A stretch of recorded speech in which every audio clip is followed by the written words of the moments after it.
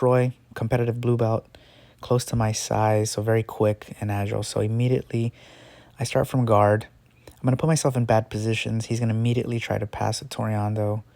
As he passes, I frame right there on the lower part of his chest and then to his bicep. And then I'm going to bump and stay on my left shoulder and almost come back. He's going to try to get my back, which is good because I'm trying to really work defending. I purposely started without grips so I can just work on setting up positions. So now I'm going to use this elbow escape position, bump the back of his butt, underhook my right arm into a half guard / X guard position, and I'm going to hook my leg underneath his hamstring so I can start leveraging the sweep. I'm going to use that to come up. And remember, this whole time, guys, I'm staying relaxed because I really want to focus on using technique. So he immediately recovers guard. Like I said, he's very quick and has a good guard. So now I'm going to work passing sequence. I try to Toreando. I go from knee cut. I'm going to point my knee across his body.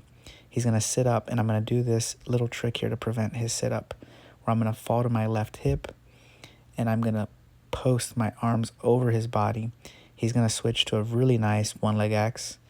And I would have liked to see him underhook my other leg, but he doesn't. And because of that, I'm able to stay posted and underhook his leg. So this is a position, and then I end up passing. So this is a position Troy could have used to, if not sweep me, get me to move a little bit. And so I get the pass.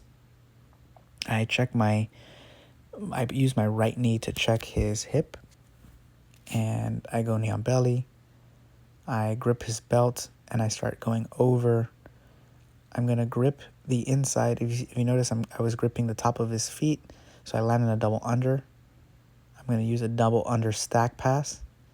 Again, he's very flexible and very quick, so I'm going to use it very carefully, grip the opposite lapel, and then my left hand is going to try to grip that hip, if you see what I'm doing, and I'm hugging his waist very tight so that way I can secure the position.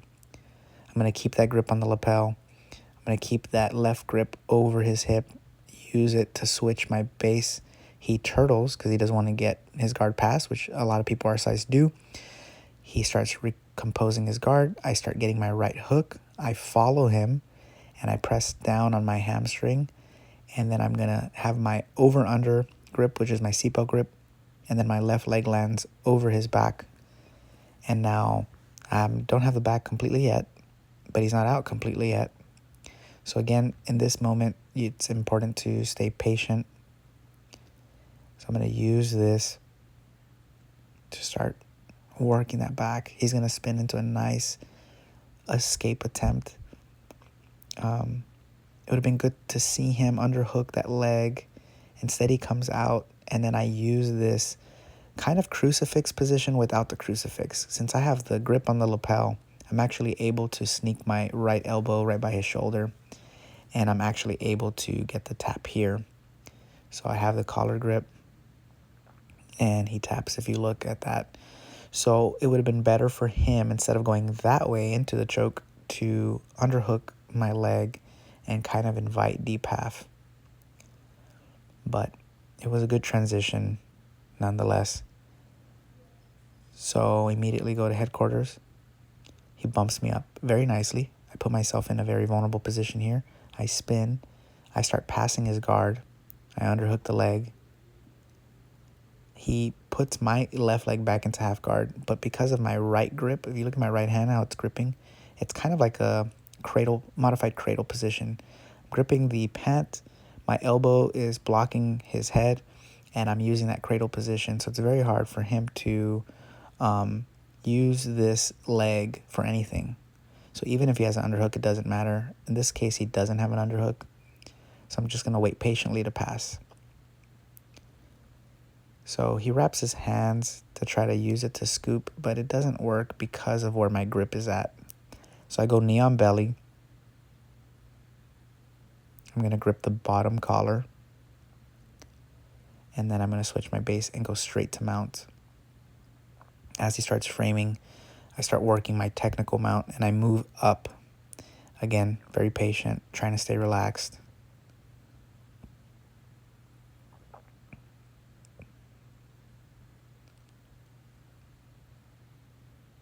So he puts my left leg into half guard, which is good and bad. It's good because he can work and escape like he previously was trying earlier. The problem is because he's not getting to his back, I'm able to leverage underneath. Look at my left arm underneath his arm and elbow. And I'm using that to scoot my hips all the way to the other side. And then he turtles, so he actually makes it easier for me. So he should have gone the other way.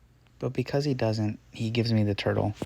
And it's easier to get his back. I go double unders instead of under grip with a seatbelt because it's easier to hold the back. I am sliding off, but it's okay because I have the gi, so I could actually take my time. So I trap his shoulder with my left leg. So it's easier to reach for the choke. I'm also gripping his collar and I'm gripping his wrist with my other hand. So he kind of gave me that opportunity to choke because he didn't put his back on the mat and he rolled the other way. He was able to kind of invite that back take. So something I would like to see him do is go more deep half, retreat more. And something a lot of people don't want to do because they feel like they're giving up the position, but it's better to give up mount than to give up the back. So he starts trying to pass. I kind of go bolo. Remember, I can't use my right hand here at this point. It's still injured. So I'm trying not to grip too much, but I'm also trying to work these defensive positions. So now I'm on top and I'm ready to work my passing again. Again, I lean my hip over his shoulder. And I'm trying to, since I'm not using a crossface, I'm actually trying to experiment here a little bit and try to work like a bolo type attack. And maybe a Kimura trap. Again, I can probably pass pretty well here, but I choose not to. I want to go for a riskier move. And so I put my left knee on the mat and I try to enter that Kimura. He's going to do a good job and re-pummel his leg, his knee right behind my hamstring. And this is kind of what I get for trying to, goof off and try to the Kimura trap instead of just trying to pass, which is good because I like to put myself in these positions because it helps me work my defense. So now he starts working to take my back. See what I did differently instead of he did? Instead of staying in turtle, I keep rolling and I put my back on the mat. And whatever I do, I stay patient right here. He's going to keep rolling and I'm going to kind of use that momentum to keep going onto my back right here. So it's harder for him to get that left hook because my hip is trapping his bottom leg. Do you see what I'm doing? My left hand as well. So he's got a choke on me. It's pretty tight, but I'm pretty patient. I'm calm. I'm relaxed. So I'm going to grab the bottom of his elbow, cup over, and just stay patient. Just stay relaxed. It's very important here.